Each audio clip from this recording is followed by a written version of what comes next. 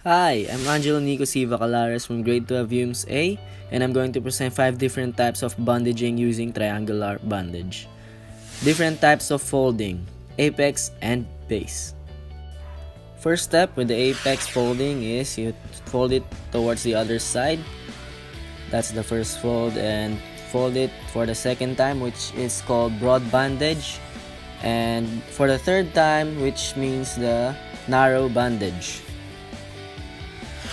And for the base folding, you need to fold it 2 to 5 times or even 6 times if needed, depending on the patient's size of the head or also depending on the injury.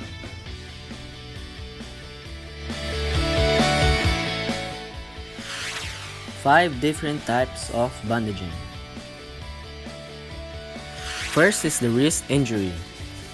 For the wrist injury, wrap the bandage around the patient's wrist once, starting at the pinky side of the hand and with the hand facing down. Pull the bandage to the thumb side and wrap around the palm once. Cross the bandage back down to the wrist and wrap again around the wrist. Reverse the wrap to the pinky side of the hand and around the palm. Wrap around the wrist again.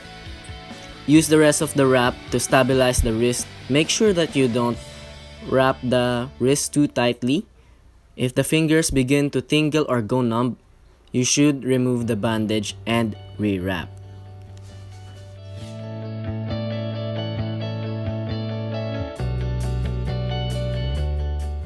Second, cravat bandage.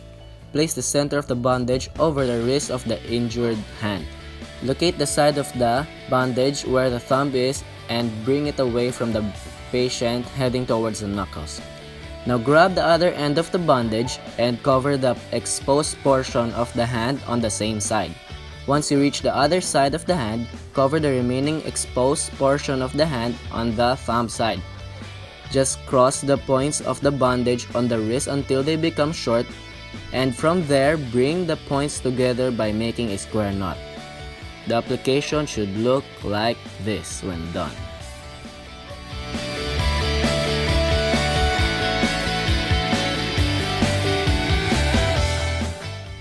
Third, elbow injury. Gently slide the triangular bandage underneath the arm. The point of the triangle should be underneath the elbow of the injured arm. Bring the top end of the bandage around the back of the neck.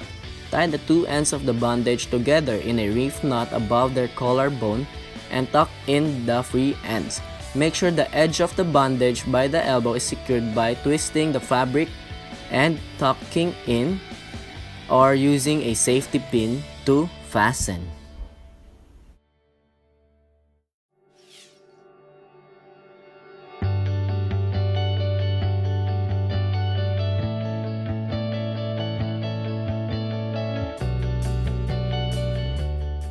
Fourth, forehead injury. In this injury, you need to place the bandage on the injured person's forehead with the tip at the back. Bring the two ends across the head, just above the ears, and cross them in back. Bring the two ends back to the center of the forehead. Tie ends together. Tuck hem of the bandage underneath the wrap.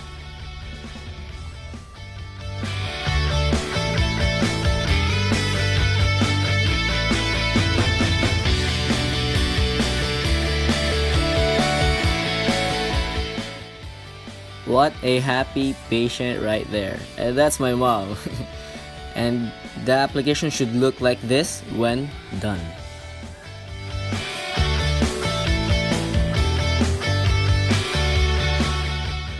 And for the fifth and last, scalp injury. Place the folded base on the tip of the eyebrow, making sure that the folded base is placed outside. Ensure that the apex is directly on the opposite side. Basically, the apex would be at the back of the head.